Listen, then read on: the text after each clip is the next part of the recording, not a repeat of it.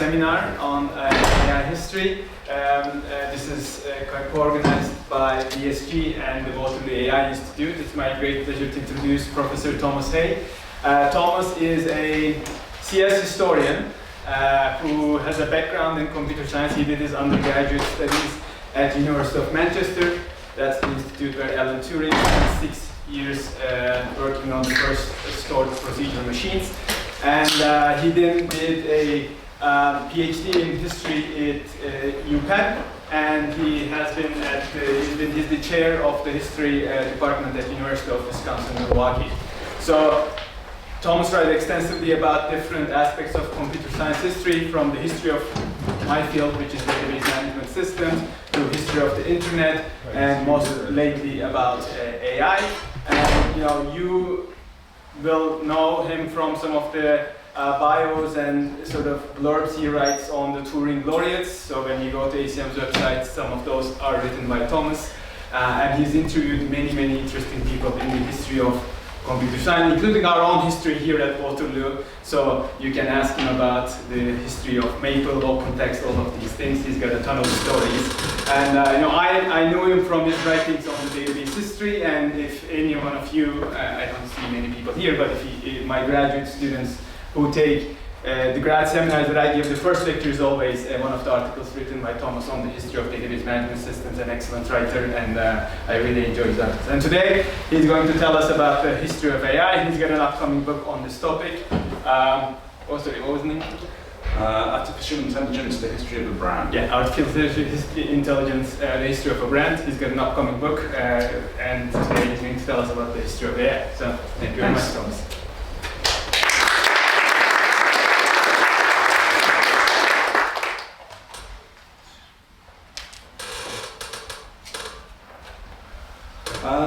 Thanks. So glad to be here.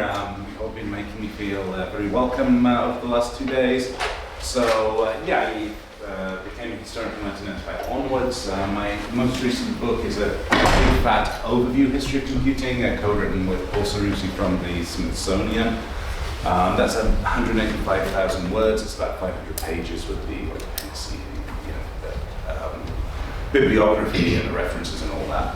And the book I'm writing about the history of AI at the moment is a much more compact history, so it's going to be about 50,000 words, a short history of AI in the literal sense, that it is not very long, and in the metaphorical sense that it's tightly focused on what people have actually called AI. So some people writing about the history of AI say the history of AI begins in ancient Greece, or the history of AI begins with Frankenstein, or the history of AI is mostly about Charles Babbage, those kinds of things. And I know, the history of AI begins in 1955 with the invention of the term AI, because I'm focused on the things that people have called AI, why they call them AI, how that's changed over time.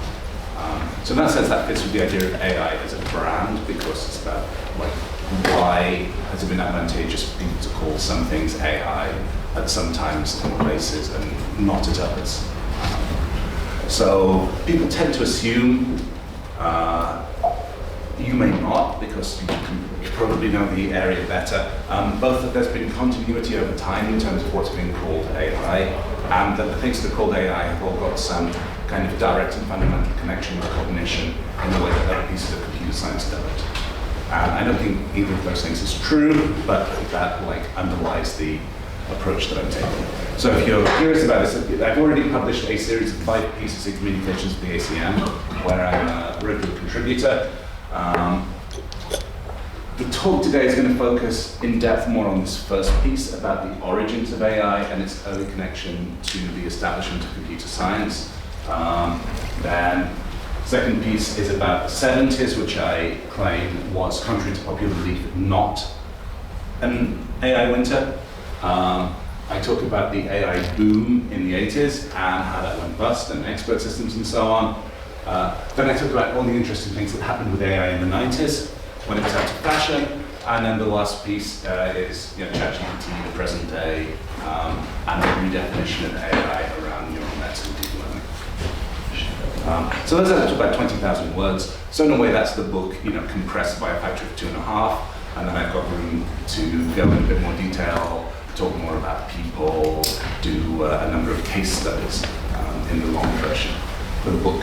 So I'm going to explain part of my title now, and I'm going to keep you guessing about the other part, because that way, hopefully you'll stay focused because you want to know what the ending is. So, wouldn't die, right? So Google Ngram, giant text corpus, searching literally for the phrase artificial intelligence. This is obviously an undercount because a lot of the time we say AI rather than artificial intelligence. But even in that version, you see it's kind of taking off relatively slowly. 60s, 70s, 80s, woo! Okay, 80s boom, expert systems, big thing here. And then it trails off. And it flatlines through the 2000s. And then suddenly, people start talking about AI again. And now, they're talking about AI now far more than they were in the 80s. So, in that sense, you see, it sort of dies and then it's reborn. But why? And that's the thing I'm going to keep you in suspense about.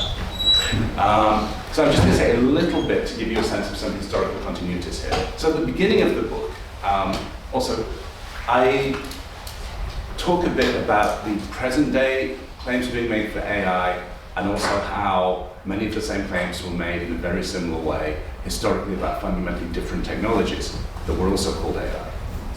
So, just to cherry pick a few of those, Herb Simon, who won not just the Nobel Prize but also the Turing Award in 1960, very bold prediction that duplicating the problem-solving, information handling capabilities of the brain is going to happen within the next decade, i.e. by 1970. Fast forward 10 years. Zero artificial intelligences in the world, but Marvin Minsky is quoted in Life magazine in an even more upbeat way that in 3 to 8 years, we'll have a machine with the general intelligence of an average human being that can read Shakespeare, grease a car, whatever that was, the office politics, tell a joke, have a fight. And you've also got the beginnings of this singularity kind of idea. But once you reach that point, you're going to go from slightly above average human intelligence to godlike intelligence within months because of feedback loops that the machines will design their smarter and smarter successors at ever greater speed. A genius, and within a few months, its power will be incalculable. At that point, AI was pretty much lab-based, but in the 80s with that expert system boom, you also have the deployment of technologies, startups, venture capital, companies making big AI groups, and the same kind of promise that this is going to have such an urgent and rapid effect on productivity, raising it by a factor of 10 or more for human workers, that companies can't afford to hang back and wait to see if this actually works or not, but they need to jump right in now, otherwise it's going to be too late. And of course, you all know the present day AI hype claims. I mean, Elon Musk has been claiming that current Tesla models are going to be driving themselves cross-country, hiring themselves out as robo-taxis by the end of the year, every year since 2016. But more recently, pretty much all the leaders of AI companies have set specific timelines for the achievement of what's now called AGI. Within 2 to 3 years, the next few years, next 5 years. Elon Musk went with the next year, just never to be underhyped. And then there was that weird thing. That was 2 years ago, by the way. Then there was that weird thing that everyone who was anyone in the AI industry got together and issued this little statement that AI posed a risk of human extinction, comparable with pandemics and nuclear war. Right? Trying to think about it is slightly weird. I mean, the tobacco industry never got together and issued a statement saying that cigarettes were going to kill us. They tried to downplay that, but in this case, it's actually fairly fundamental. I think the logic for that just is the idea, as long as people believe AI is the most important thing in the world, it doesn't matter whether they think it's good or bad, they just need to fixate on it and think that nothing else matters to the same extent. In terms of money, a very substantial fraction of the money that is moving in the world at the present day is moving in response to stories about the power of AI.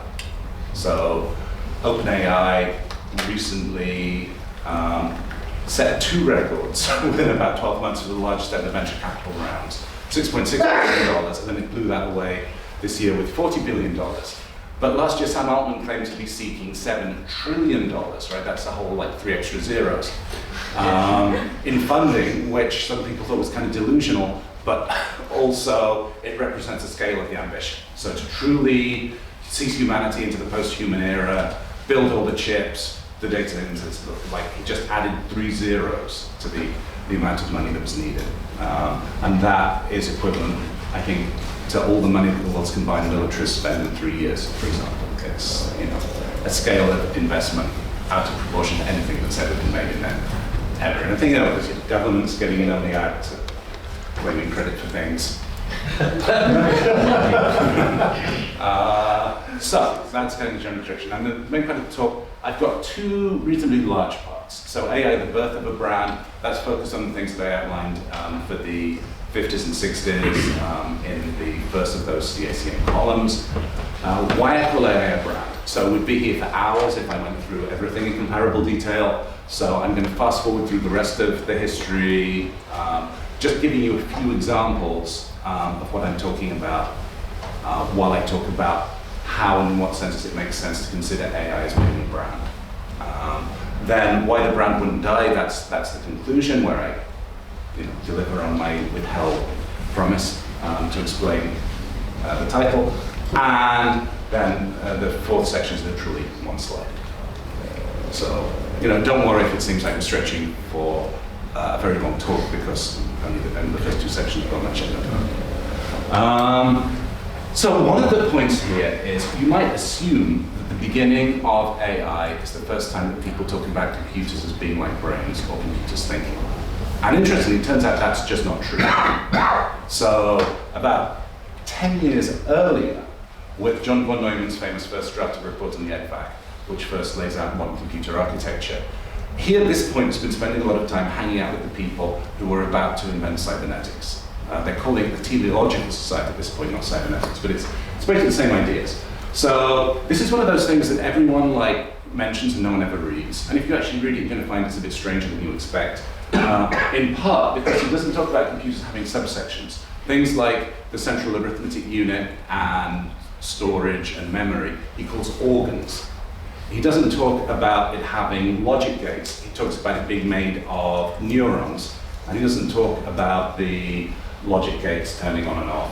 He talks about the stimulation and excitement of the electronic neuron. So he's at this point, deeply into the idea that the new technology of electronic computers can be doing fundamentally the same thing that brains do, which is a very cybernetic idea, the interchangeability of human and animal and machine. Then a few years later, the first book to introduce computing technology to the general audience, when I interviewed people from the first generation of computer scientists, they very often would say, and this book is how, as a young boy, I first heard about computers and that inspired me, right, et cetera, et cetera. And a lot of it is extremely technical. He's got entire chapters talking about the hardware of ENIAC, about electromagnetic relay calculators. The computers at this point are extremely basic, but he's fundamentally buying into and extending that kind of cybernetic thinking. And you can see the title, Giant Brains on Machines That Think. So it's not a book about AI per se. AI hasn't been invented yet. It's a book about ENIAC and EDVAC and number crunching, big, clunky kind of machines. But he thinks that because the logic switches inside the computers are similar to neurons in brains, that means that even if a computer is calculating a differential equation or doing a payroll, it's thinking. Therefore, it's a brain. He does, however, have a kind of science fictional conclusion that has a lot of parallels with current AI discourse. So he's worried that either the machines will rise up or that they'll wipe out our jobs and destroy. But as long as you can solve those 2 problems, we shall at last be free from the threat of the robot machine. We can then welcome the robot machine as our deliverer from the long, hard shores of many centuries, right? Which is pretty much exactly what Sam Altman is saying. And he's got just a fascinatingly minimal definition of a thinking machine. So at one point he's like, well, you can build one of these things at home, and what you're going to need is a couple of light bulbs and some relay switches, and the hard part is going to have to make a homemade paper tape reader. But if you've got 2-channel here on the left ear, it's going to listen to numbers and operations. On the right ear, it's going to listen to instructions. It's going to, be incredibly simple, but it's a very simple mechanical brain, right? So that is like the most minimal definition possible of thinking. And they're selling kits for your brain that compose music and so on. And again, all this predates the invention of the term artificial intelligence. So my argument, in part, is that AI is not about the idea that machines can think. It's about the idea that machines can think, but they're not currently thinking, and they'll only be able to think if they can do these specific things. It's actually a shrinkage of the idea of machine intelligence, not an expansion.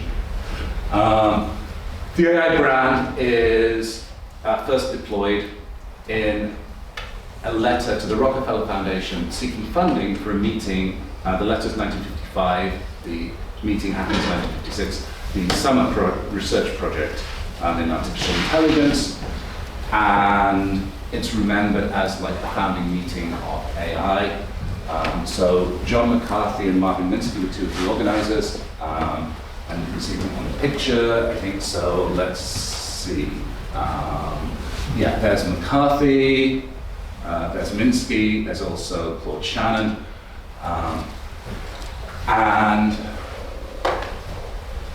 that event kind of sets a framework. So you look at the proposal, because it's the first time anyone has used the phrase artificial intelligence in this context, they have to define what they mean by it. So they got this fascinating description of the scope of the field, which in some ways you can see sets the agenda for what follows. So we've got, okay, so it's around computers, right? So the potential of computers motivating. So you've got natural language processing, you've got neural nets, you've got essentially computational complexity, which does become an enormous thing. They're not wrong about that, but it doesn't become part of AI. It goes off to be its own large chunk of computer science. Self-improvement, that's basically the machine learning. Abstraction, which of course is fundamental to the self-conception of computer science. Randomness and creativity. So that's kind of the initial scope of the things they think will be part of this project. And the proposal also, if you read it carefully, gets some clues. So AI was never able to define intelligence. There were these things that became the test cases that everyone worked on that were thought of as being like, well, these are definitely part of intelligence, but what the scope of intelligence was, what the cutoff for intelligence was. I mean, I argue in the book that it basically reflects the sense of the people involved who were very brainy, kind of nerdy, mostly Jewish, all male, for like what they admired in each other, which basically was being good at chess, being able to prove theorems, being creative in different ways. And they go, yeah, if that's what like I think makes the people I know the smartest, who are the smartest, like be so smart. If we can get a computer to do those things, it's definitely going to be able to do all the other stuff. And of course, that famously turned out not to be true. There's the line in here, right? So it's going to proceed on the conjecture that every aspect of learning or other feature of intelligence can in principle be so precisely described that the machine can be made to simulate it, i.e. you can write a program to do it. An attempt will be made to find out how machines use language, form abstraction and concepts, solve kinds of problems now reserved for humans and improve themselves. So you've got the beginning there of that famous idea that like AI is all the stuff that we don't know how to program computers to do. And if we do figure that out, it's not going to be AI anymore, right? The problem's now resolved for humans. And they focus particularly in those earliest days on board games, checkers and chess, and theorem proving. There's also a famous line by Herb Simon. Actually, before the Dartmouth meeting, he and Al Newell were working on a theorem proving program, and that when they simulated that actually on paper with humans, but they were working the algorithm through in a manual simulation, that was the invention of a thinking machine, because they'd written out an algorithm that was able to prove a theorem. So the kind of there is like a computer is doing numerical mathematics, it's not thinking, it's proving a theorem, it is thinking. And when you step back from that, that's somewhat arbitrary, but those are the ideas that shape the field. So to fast forward greatly from the 80s to the 90s, a lot of that carries through on the intellectual level. So intelligence is whatever computers can't currently do. The symbolic approach wins out decisively within AI over the neural network approach. So even though Minsky himself had been working on neural networks at the time of the meeting, and it's there in the proposal, AI is explicitly rezoned to exclude connectionism. For example, one piece of evidence for that, I looked at what became the two dominant textbooks of the 80s and early 90s, Winston's book from MIT and Elaine Ritchie's book that becomes Rich at Night. Winston's book, even though he personally, and I know some of you here studied at MIT, was associated with computer vision and learning, which are now like the most neural networky things that you can have, made absolutely no mention of the existence of connectionism in the first edition of his textbook. Knight had got one line, Rich had got one line that said, the idea of a machine that can learn itself from a large volume of test data is extremely attractive, but unfortunately if we've learned one thing, it's that this completely doesn't work.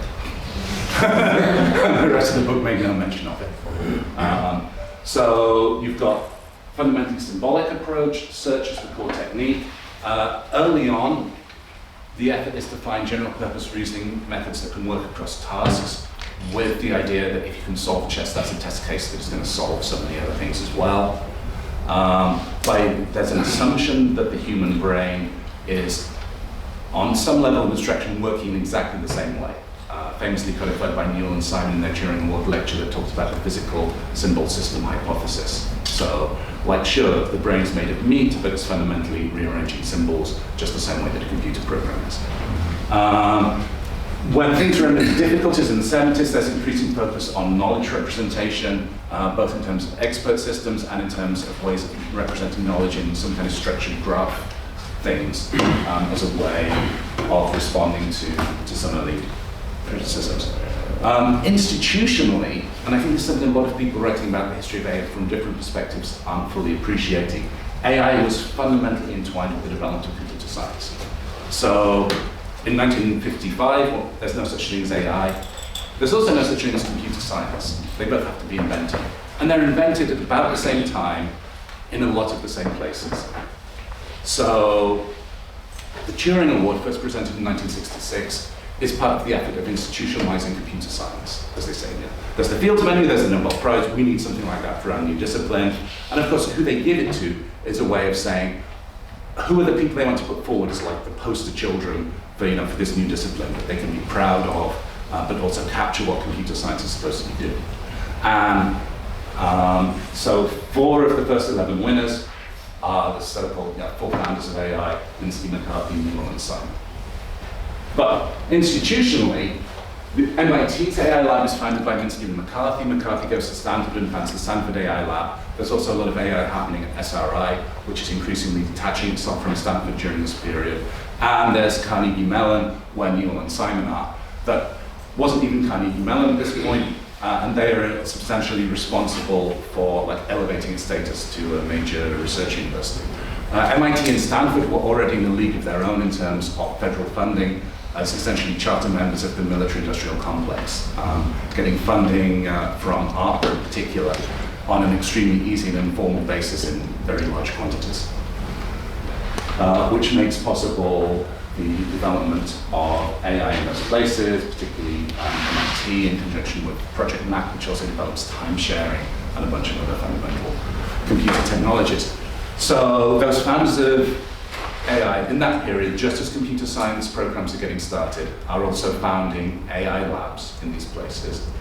And if you look today, it's not just that MIT, Stanford, and Carnegie Mellon are still leading centers for artificial intelligence, but they're also ranked as the top 3 computer science programs worldwide. So this is something that's really fundamental to the establishment and shaping of the most elite computer science programs. And that's why I called the first part in the CACM series Joint Twins, talking about the co-evolution of early AI and computer science. Just one other point before I depart from the historical narrative part. Everybody believes that there was an AI winter in the 70s, and I just don't think that's true. I was discussing it over dinner, so I've got a thing on that. So here's the discussion, or zooming in on the engram essentially, for what's happening with discussion of artificial intelligence. And we see that does not drop off in the 70s. In fact, the 70s is the first time, the late 70s, that the discussion of AI actually exceeds discussion of cybernetics. So there's definitely a cybernetics winter. There's an automata winter. But at least in terms of how often people in general talk about AI, it's continuing to grow. I also looked at membership of what at that point was the main AI group, ACM SIGA, which roughly triples during the period from 73 to 78, where there's supposed to be a big slowdown in AI. It's the period where the first main AI textbooks are written. It's the period where the European AI meeting starts. AI groups are established in Germany and the USSR for the first time in this period. I think specific people at MIT, Edinburgh, and Stanford found it harder to get funding with a handshake. And they, of course, have got an oversized part in establishing a historical narrative, in writing memoirs after dinner speeches and telling their grad students like the mythical version of history. But I think if you look at all beyond that very small group of people, it seems like this is really the period where AI, institutionalized, moved towards a standard part of computer science curriculum, became something that was investigated at probably low hundreds of universities versus just a handful of places around the world. Now, I don't think it's controversial at this point to say that 20th century symbolic AI did not deliver on its promises. And it would be easy just to say the whole thing was kind of boondoggle. And I can't say it wasn't a boondoggle, but also I don't think that money was wasted. So while they didn't make substantial progress towards human-like intelligence, if you just look at some of the things that came out of AI-branded research, right? I mean, even in chess, where they solved the problem, they didn't solve the problem in a way that was particularly useful for making human-like intelligence in other areas. But for example, the concept of time sharing, which is fundamental to operating systems since the 1960s, originates from McCarthy and Project Mac at MIT. The Lisp programming language, really important in a number of areas in the history of programming languages, including, for example, the invention of garbage collection. AI researchers at SRA with a robot project developed the A-star search algorithm that's now widely used, for example, in Google Maps. And an example I'm going to talk about just in a tiny bit more depth.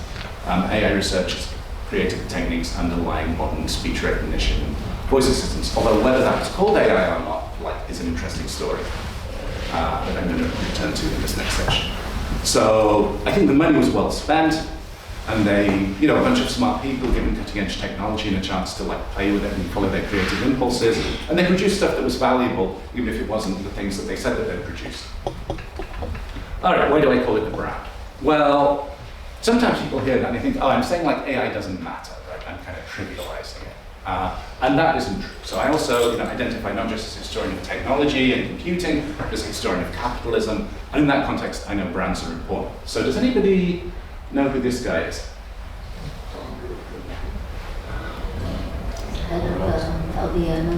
Yeah, so that's a nice context. Could you know what LVMH is? Yeah, Louis Vuitton, Moet, and yeah.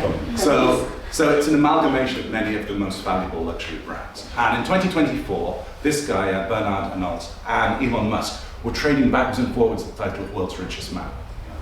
So it's essentially, AI and tech, big tech, and luxury brands are the most valuable things in the world at the moment. And I just think there's kind of maybe some more kinship there. And of course, from a certain viewpoint, everything is a brand, right? I mean, from the history of computing, which unfortunately is a brand that is not selling particularly well.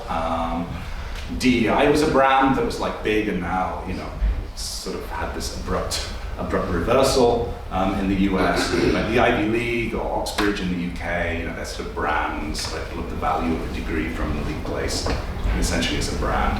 So in that sense, all academic disciplines in some fields are brands. But I'm using it as my frame for AI because I think artificial intelligence is a brand versus, say, databases or communications or operating systems is unusually vague about what specific approaches and technologies it involves. And that they've changed fundamentally over time in a more arbitrary kind of way, I think, than other pieces of computer science with those major discontinuities. Because brands sell things, right? Now, AI has not primarily been a mass market consumer brand, say, McDonald's, right? But the AI branding has been really important through its whole history in, for example, selling research projects to funding agencies like DARPA or the National Science Foundation, in attracting in getting elite institutions to support labs, in attracting top students to those labs at places like Harvard, MIT and Stanford.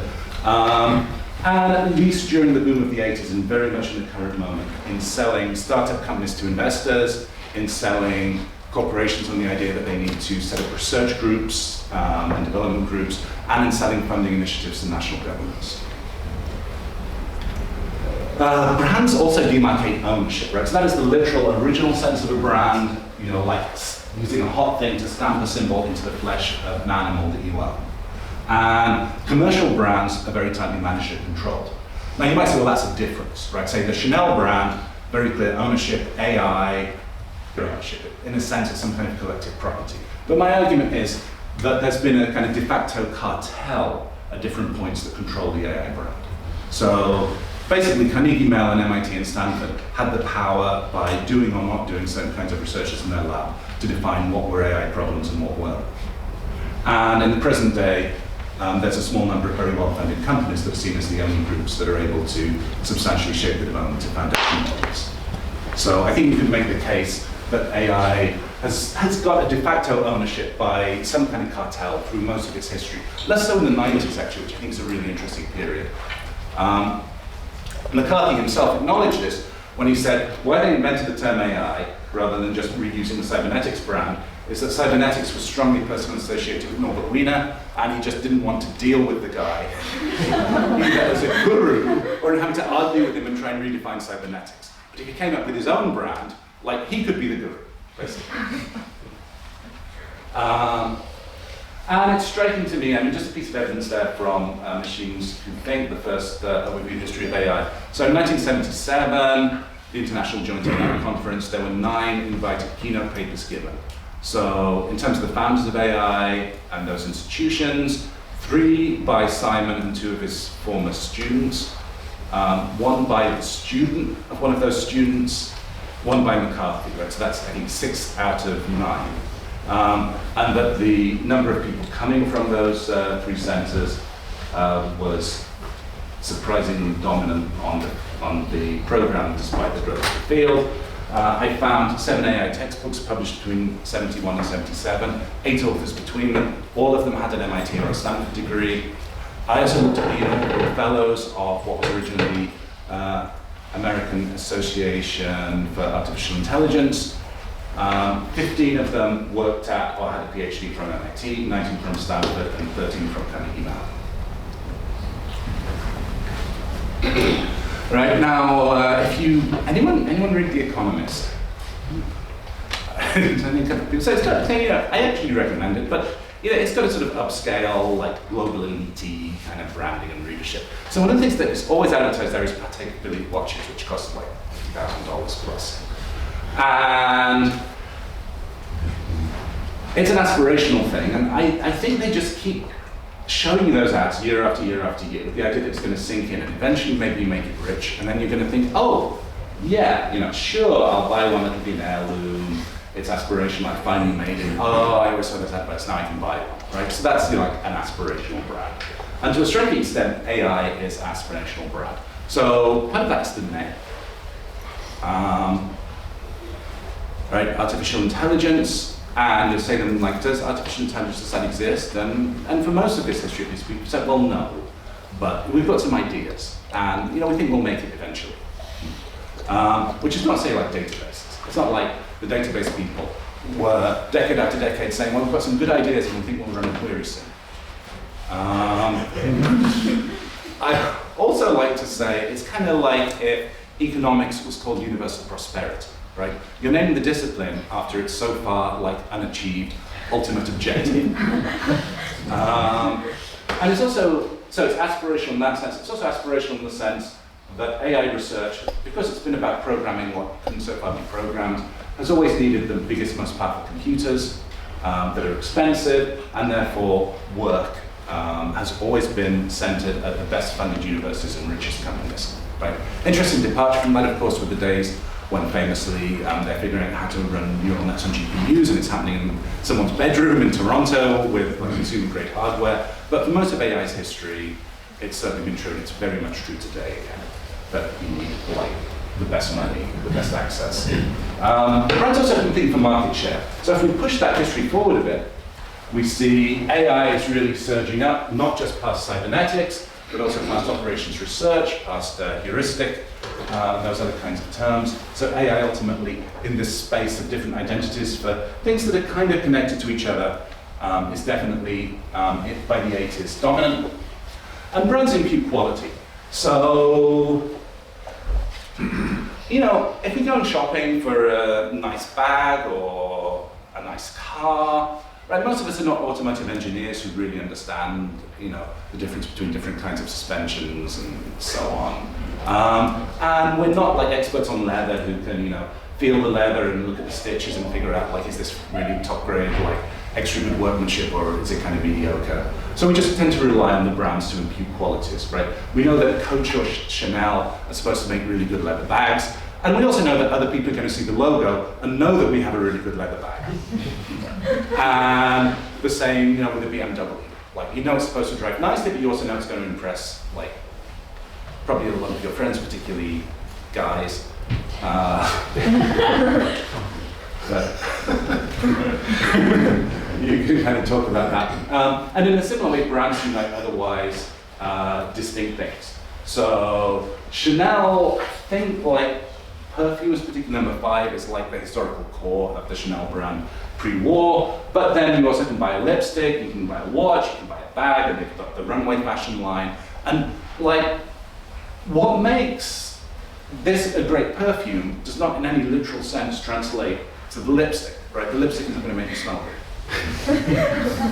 But it's like the brand extension thing, that the brand somehow seems to unite a bunch of fundamentally distinct things. And my argument is AI, because it focuses on what becomes like a set of different islands of like vision over here, natural language processing over here, chess over there, that don't actually turn out to have that much in common with each other.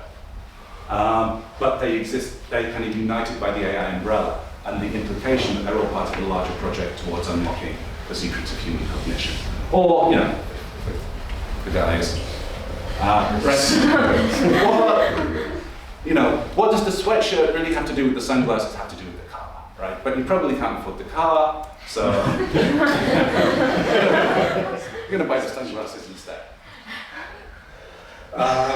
And in a similar way, brands have their specific products. So Netflix used to be about mainly DVDs. Hewlett Packard used to be about selling you test instruments. A lot of great companies and great brands have like moved across fundamentally different technologies and product lines of their existence. So in a similar kind of way, connectionist approaches, once they were banished from AI and to a large extent from computer science into engineering, were branded as pattern recognition, then deep learning, and machine learning. But, and this is the thing that's explained, within the last decade the AI brand has flipped, and now if you say AI, that's what you mean. But 20 years ago that stuff wasn't AI. So you've got the discontinuous range of activities, united basically by being things people haven't figured out how to program yet. So I'm going to take, so theorem proving was the original AI problem, and within about a decade it wasn't AI anymore. So people making better theorem provers, but they didn't claim that theorem provers were doing the same thing that human minds were. So that moved out to the domain of AI. I'm going to give just a little example from speech recognition before I wrap up with this section. So speech recognition predates AI. Bell Labs was interested in communication, in like compressing speech and synthesizing speech as a way of getting more out of communication lines. And they didn't see that part of being AI, which hadn't yet been invented. Then DARPA in the 70s was funding work on speech recognition as explicitly an AI project. So the people that wanted to get funding for them needed to say, in fact, that's why it's called speech understanding, not speech recognition. There was the idea that you fundamentally need knowledge of the world in order to be able to parse sentences, even, or to understand speech. So Raj Reddy won the Turing Award, in large part for the system Hearsay 2, which was developed as part of that project in the first half of the 70s. And if you just look at this, it's so clearly AI. So the title of this wrap-up report for the project is Integrating Knowledge to Resolve Uncertainty. So knowledge, that's the like AI keyword of the 1970s. Then they are presenting the speech recognition problem as an example of search. They're citing Newell. They're saying it's a marriage of AI techniques with specific domain knowledge. That's what you need to do to understand speech. So it's very much framing speech recognition as something that can only be accomplished within this broader context of AI and AI type methods. But what ultimately becomes more successful is a different approach to speech recognition pioneered by IBM later in the 70s and in the 80s. It's the beginning of the big data approach and the statistical approach to these things around hidden Markov models. There's a famous line by Jelinek, who's leading the group: every time he fires a linguist, the system works better, which is very explicit. Again, it's this idea that you need to be embedding human domain knowledge into the system for it to work. That is commercialized by the bakers here with Dragon, and that becomes a big thing in the 90s. So the system is successful, but by that point we're into the AI winter. So while there's a mention of HAL in this roundup of it, people didn't describe speech recognition systems as being AI, because speech recognition was hot and AI wasn't. They called it speech recognition. In this news story, for example, when the company is sold to another company that turns out to be a fraud and they lose all their money, the phrase AI doesn't come up. And then that company is sold to another company, sold to another company. It's still not called AI. All the way through to 2020, when Microsoft buys the company that bought the company that bought the company for $20 billion. And by that point, AI is very hot again. So if you go to the redirect for the Nuance page, which is now on Microsoft, they hide the products away somewhere else. And what they're talking about is this is Microsoft's big bet on AI in healthcare. So after all that time of not being AI, from the early 70s to 2020, suddenly anything to do with speech recognition is definitely AI. And that's one of the clearest examples I found of how there's this loose coupling between the AI brand and specific technologies that may or not be AI and may come in and out of AI over time. So today it seems kind of arbitrary. We haven't quite flipped to the extent that only things that are neural networks are called AI, but we're getting reasonably close to it. There's still stuff like non-player characters in video games are colloquially at least known as AI, and they're not necessarily neural network-based or big data. The autonomous car stuff is only, I think, recently flipping over to neural network-based things for a lot of the tasks. But we pretty much AI, more than anything else now, we mean generative systems that produce images or text, things that present to a human in conversation, automatic classification systems, and something that can answer questions from big data. But it's kind of arbitrary, like, why don't we call Google Maps AI, right? It does an amazing stuff that only humans could do previously, integrating data, et cetera, et cetera. And I think the answer to that is when Google Maps came out, AI wasn't hot. So they talk about, even though it's based on the A-star search algorithm, which was an AI-branded thing when it was developed, they talk about getting AI into Google Maps, and what they mean is it's going to invent restaurant reviews. Indeed, why isn't Google Search AI? And I think the real answer to that is, when Google was coming up, people wanted to give venture capital to things that were about the internet, and no one wanted to give venture capital to things that were about AI. I'm pretty sure if they invented it now, they'd be calling it AI. And brands can be tarnished. So I don't know if any of you remember what happened to Burberry, but it fell in with the wrong kind of rich people who had no class and were on reality TV. And they were worried that this was like tainting the brand in the eyes of its core customers. And essentially that's what happened to AI with the AI winter. So in 1984, at a panel on the dark ages of AI, they were worried actually that basically AI was doing too well. Companies were too eager to hire AI graduates. The conference had turned into a trade show. There was too much hype. They were worried that that was going to lead to backlash and disillusionment, and they were absolutely right. Imagine the strategic computing initiative collapses miserably, autonomous vehicles fail to roll, the fifth generation goes nowhere, Japanese government gets out of computing, all the startups fail, the companies lose interest, and this is the sentence I really love. There's a big backlash, so you can't get money for anything connected with AI. Everyone hurriedly changes the names of their research projects to something else. And looking at it, I mean, a lot of the things that were called AI and expert systems in the 80s actually worked. And they didn't abandon them all, they just stopped calling them AI, right? It's like kind of like rule-based, knowledge-based systems. Some of that goes in the direction of business logic, which was a kind of thing in the mid-90s. So some of it actually goes into rule-based computer security. It's just, they don't call it AI anymore. So there was a real AI winter in the 90s, right? So you can see that pretty clear here, right? So the line of AI is this one here. Peaks, goes down, a bit of ups and downs, but it doesn't really recover to that late 80s peak until about 10 years ago. But the other interesting thing that's happening here, right? So here's computer science. You know, like a lot of people, you know, I was trained in computer science, and we look at AI as like one of these, you know, like dozen different pieces of computer science, and that's kind of historically what it was. But then we have something pretty dramatic happening with machine learning, and then with AI, that are now, at least like in these broad contexts, much more discussed than computer science itself is. I suspect that, like here, you know, in computer science, you're very much aware of that. And I know a lot of people are trying to orient whatever they're doing towards AI. But it's not just in computer science, even companies, right? So NVIDIA has been on and off the world's most valuable company recently. It's one of only 6 companies ever to have $1 trillion market cap because it makes the processes that AI models run on. Companies, even in industries like healthcare and real estate, have started name-dropping AI on their earnings calls so that investors think they're doing a good job. And the interesting here is so AI has been like the hottest new thing that Silicon Valley is always looking for that, and very much is AI. And it's replaced ideas like Web 3.0, and to a large extent blockchain. Big data was huge, and now that's been pretty much replaced. But it's a very old brand. Now, actually, so usually brands don't do that in computing, right? They rise up and then they fall off and they never come back. I don't think MIS, electronic data processing, and knowledge management are ever going to be like the hot new thing again. And AI is almost unique in doing that.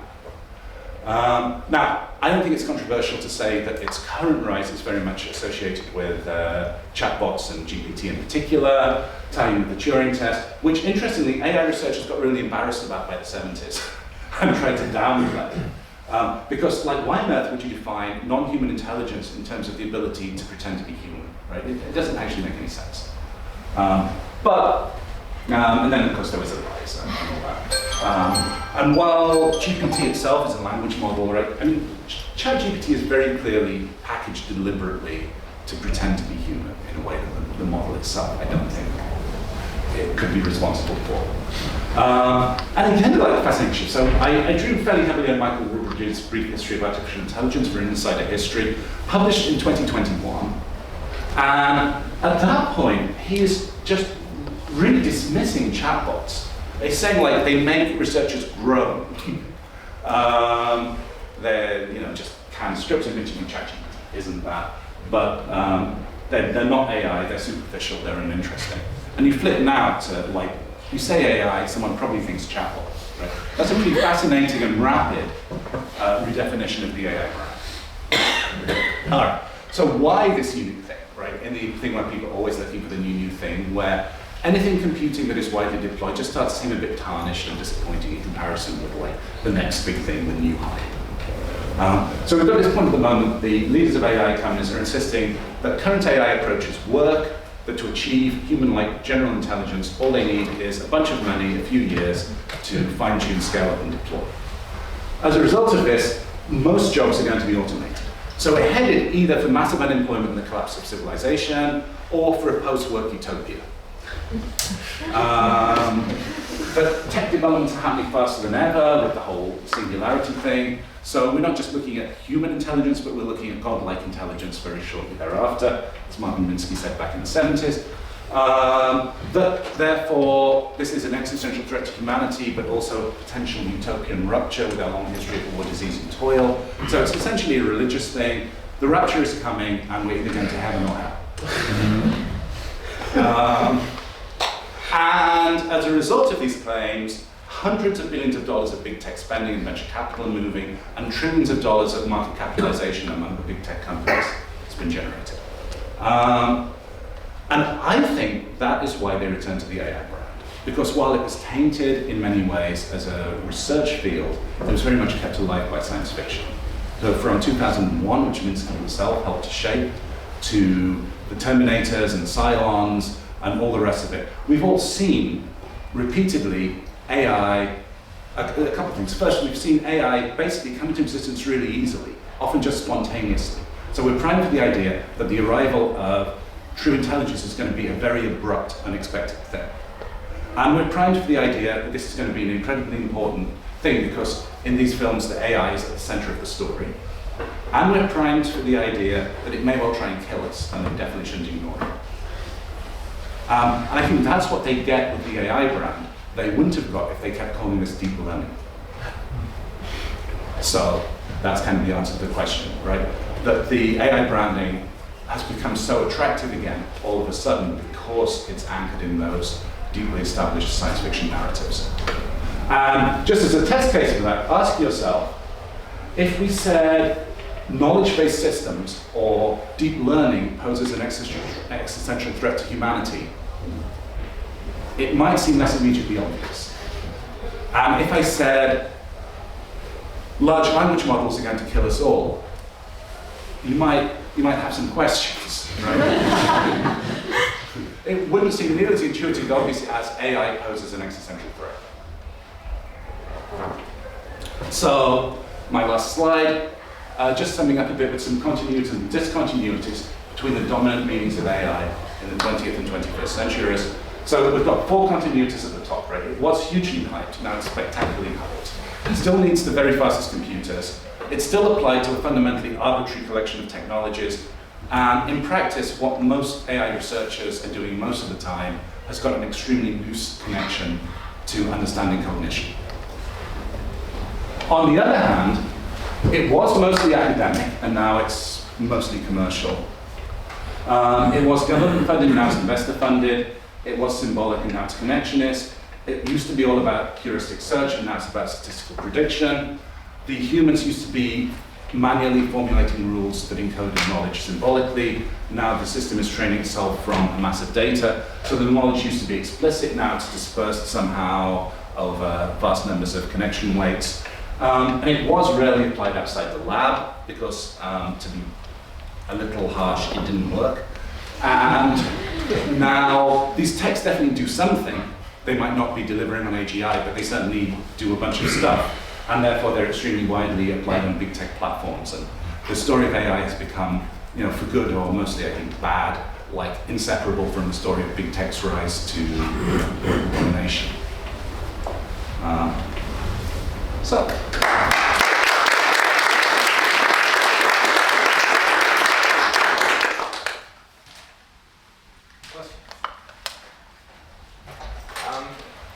I'm just thinking of a paper that I read, maybe you're familiar with it, Anatomy of an AI System. And one of the claims in that is that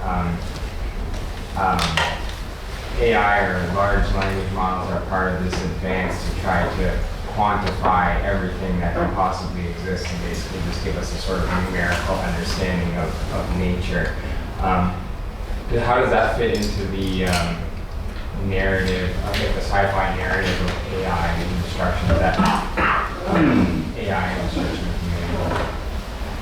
humanity? Well, I mean, there is the narrative of simulation, right? And that's kind of a traditional thing of science fiction. And there's also the idea that a lot of AI leaders seem to take seriously that maybe we're all living in a computer simulation. So that, I think, kind of would tie in with that with a sufficiently advanced computer system, it's like indistinguishable from reality, the people living inside it. I think in some ways, though, you can see this as fundamental discontinuity. If you go back to the scientific revolution, Newton and all that, you've got the beginnings essentially of the unreasonable effectiveness of mathematics in terms of being able to describe algebraically things in nature. So that can model, but the idea also is that there are fundamental analogies between the things in the world that you're describing and the variables and the terms and the equations that are describing them, and you can reason about that and prove things. And then, with the shift to computer simulation, and particularly to neural network-based things, you can look at correlations between input and output, but you can't reason systematically about how one's turning to the other one in that same kind of way. So in terms of the classic, if you think of like the classic project of Western science as being to describe the world in mathematical ways that have that fundamental correspondence with the processes that are going on in the natural world. My instinct would be to see this move actually as a fundamental departure from that. That it's things that you can kind of understand experimentally, but you can't make those same kinds of fundamental connections in terms of the knowledge. Thanks. Do you want to field some questions? Yeah, you can you can go ahead. So if you remember back in 2017, Facebook had 2 robots which they were powered by their neural network brain, which they supposedly back then started calling AI. And they created their own language, and Facebook had to shut them down. And recently Google came out with their agent-to-agent protocol where their AI agents can basically communicate by themselves with other agents. How are these 2 scenarios different? And is this like a repetition of the past, wherein eventually we'll have to shut down agent-to-agent protocols? Or is this something that they have taken appropriate security measures and is, like you said, this brand is not going to die? Yeah, so I think those concerns in some ways are, and I'm not saying they're wrong, but they're definitely being prompted by science fiction narratives. So, you know, if you go back, you've got HAL 2001, but around the same time you've also got Robert Heinlein's Moon is a Harsh Mistress, and that's like a classic example of the idea that a computer just magically becomes conscious once its complexity passes a certain level. So researchers aren't even trying to make AI, it just happens with a computer that is supposed to be like controlling the telephone switching and so on. And Skynet, right, they weren't trying to make it self-aware, it just became self-aware and decided to kill us all. So I think those concerns about what's going to happen if you let the bots run out of control. If any of you remember back to artificial life, right, there have been all this effort to produce systems where complexity is just going to like magically build itself through evolutionary processes. And those have always disappointed. You always have this point where you've got a certain amount of stuff that if you look closely often turns out to be like implicitly baked into the premises that you start out with. But the idea that that's going to continue to evolve in more and more complex ways. I think so far people have not produced systems that do that. And the worry that we might do it inadvertently is not unreasonable, but I think is being driven by those science fiction things. Of course, that's a different story, say, from the chatbot that was training itself on internet stuff and turned out to be a bit of a Nazi. Because it was just like repeating the kinds of discourse that it was exposed to. So absolutely, there are concerns there, but those are not the things that I am most concerned about. I'm more concerned about, Elon Musk having the power that he has, those kinds of things, right? The power that Google and big tech companies have got versus the idea that the agents are going to go rogue. And by the way, agent, that's another really interesting thing. So I look back, and agent was a big thing. There was like the knowledge navigator with Apple that kind of underpinned the Newton that actually didn't deliver any of that. But the idea that you'd have these autonomous software agents roaming the internet and doing other things on your behalf. And then it was central as well to the Russell and Norvig textbook. That was like what they picked as the unifying thing for artificial intelligence.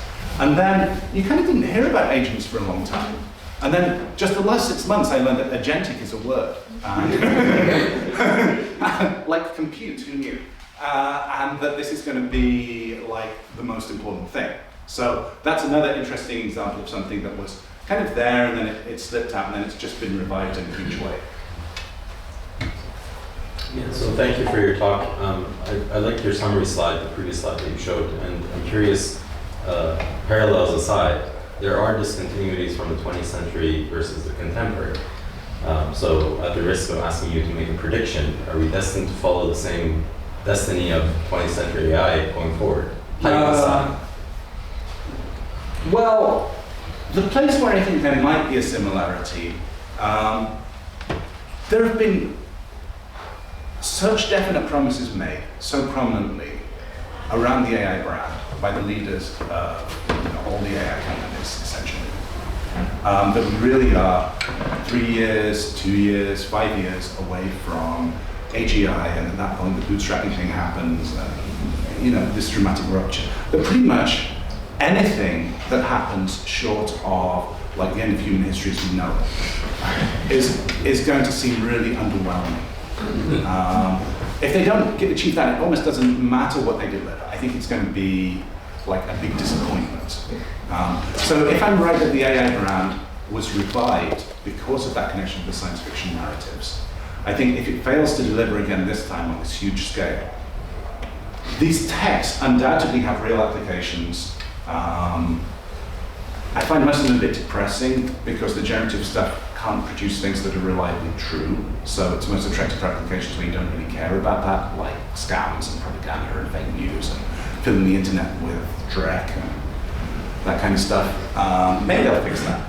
But assuming the case where a lot of the technologies currently branded as AI do turn out to have real value, but the big picture claim of AGI doesn't materialize on the time frame promised, I think the most likely thing is kind of like what happened in the AI winter, where people are going to find new descriptions that are more specific and relevant, like deep learning was versus AI.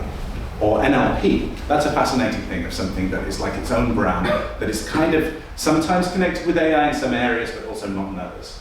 So I think you're going to see a proliferation of that kind of thing, where people come up with these more descriptive terms for the specific brain. And also, autonomous vehicles are not the same thing as ChatGPT. So calling them both AI, it's probably not going to be where the future goes. So my kind of central hypothesis would be, it doesn't live up to the hype, the AI brand gets discredited, and people find new and more specific things to call these technologies that doesn't tie them all to this very bold science fiction narrative. Right. So let's thank Thomas again.